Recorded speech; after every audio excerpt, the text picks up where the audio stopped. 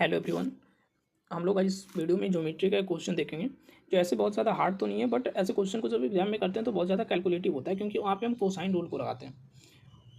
But इसमें बिना cosine rule का इसको कैसे बना सकते हैं वो देखेंगे। इसमें विदाउट कोसाइन रूल अगर करेंगे तो इसका कैलकुलेशन बहुत हद तक कम हो जाएगा, और जिसके कारण गलती होने का जो कैलकुलेटिव मिस्टेक होते हैं एग्जाम के अंदर वो भी कम जाएंगे। तो करना कैसे, इस क्वेश्चन को ये देखना है। सबसे पहले बोला है कि त्रिभुज एबीसी की भुजा AB 80 सेंटीमीटर लंबी है, जिसकी परिधि 170 सेंटीमीटर है। ABC 60 डिग्री है, और त्रिभुज ABC का जो सबसे छोटा वाला भुजा है वो आपको फाइंड करना है। ऑप्शन 4 दिए हुए हैं, 25, 21, 17 और 15। तो सबसे पहले इसमें क्या करेंगे अपन, ABC मैंने एक ट्रिंगल बना लिया, AB 80 और ये B 60 डिग्री है। सबसे पहले हम क्या करेंगे कि ए से एक परपेंडिकुलर ड्रॉ करेंगे BC के ऊपर, ठीक है। अब अगर ये 60 है, अगर ये 60 डिग्री है तो ये कितना हो जाएगा, उसके सामने वाला भुजा ये √3 होगा। अगर ये √3 है तो ये 1 होगा और ये 2 होगा। अगर 2 का वैल्यू 80 है तो ये 1 का वैल्यू 40 होगा, और ये √3 का वैल्यू 40 √3 होगा, ठीक है यहाँ तक। उसके बाद अगर आपको ये वाला साइड पता चल जाए, ये वाला, तो आप BC निकाल सकते हैं, और जैसे BC निकालेंगे तो फिर आप AC भी निकाल सकते हैं। तो सबसे पहले आपको ये फाइंड करना है। तो ये कैसे निकालेंगे, उसके लिए क्या करेंगे, अगर ये 80 है, ये 40 है और टोटल 170 है, तो 80 40 120, यानी जो बचा हुआ है ये वाला साइड और ये AC, ये दोनों मिला करके 50 होगा। तो मैं इसको A मान लेता हूँ। तो ये कितना हो जाएगा, 50 - A, ठीक है। ये A, तो ये 50 - A। अब हम क्या करेंगे कि इस वाले ट्रायंगल में अगर मैं इसको n मान लूँ तो ANC में पाइथागोरस लगाएंगे। जब पाइथागोरस लगाएंगे तो क्या लिखेंगे, 50 - A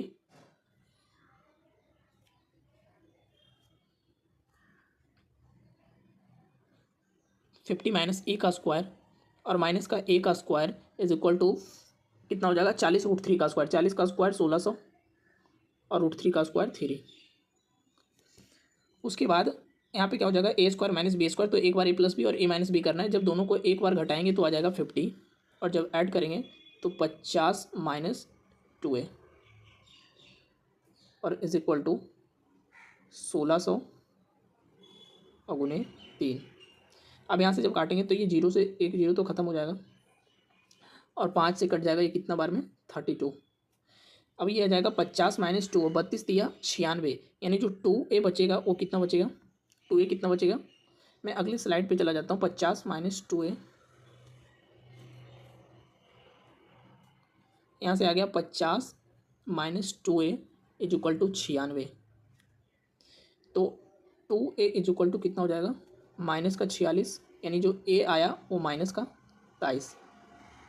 तो कुछ लोग तो यहाँ पे जैसे ही A नेगेटिव आएगा कैलकुलेशन करना छोड़ देंगे, वो स्किप करेंगे और नेक्स्ट क्वेश्चन पे चले जाएंगे। बट आपको ऐसा नहीं करना है। अगर साइड नेगेटिव आया, जैसे अपन लोग रिमाइंडर थ्योरम में क्या पढ़ते हैं कि जब रिमाइंडर नेगेटिव आता है तो उसको हम पॉजिटिव करते हैं, क्योंकि रिमाइंडर कभी भी नेगेटिव में एग्जिस्ट कर ही नहीं सकता। तो यहाँ पे भी अगर साइड नेगेटिव आया तो इसको भी पॉजिटिव किया जा सकता है। कैसे करना है वो देखना है।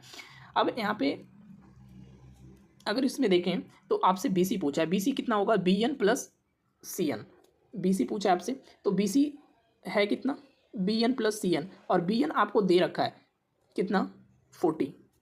तो यहाँ पे 40 और CN आया है A, और A कितना है, माइनस का 23। तो 40 - 23 कितना हो जाएगा, 17। और यही सवाल का उत्तर था, ऑप्शन 3। अब कुछ लोगों को लग रहा होगा कि ये जो A है वो -23 क्यों आया। तो -23 इसीलिए आया क्योंकि जो मैंने परपेंडिकुलर इस फिगर में ड्रॉ किया था ABC में, जो AN मैंने परपेंडिकुलर ड्रॉ किया, वो रियलिटी में ये परपेंडिकुलर अंदर हो ही नहीं सकता है। ये जो परपेंडिकुलर है AN वो BC के कहीं बाहर होगा, जबकि मैंने इसको अंदर लिया और इसीलिए जो A है वो नेगेटिव चला आया, ठीक है।